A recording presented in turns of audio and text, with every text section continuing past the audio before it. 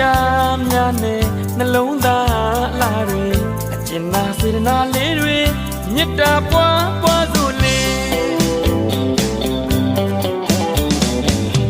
မင်္ဂလာရှိသောရက်မြတ်ခါပဲကြက်တည်ရှိသောနေမြတ်ခါပဲနန္ဒတတဝါတွေကြမ်းမာကြမ်းပါစေခုနှစ်ရက်သားသမီးများတွေဘေးရန်ခတ်သိမ်းတင်းငြိမ်ကြပါစေစိတ်ပဝင်နှလုံးရှင်ပြုံးအေးချမ်းကြပါစေ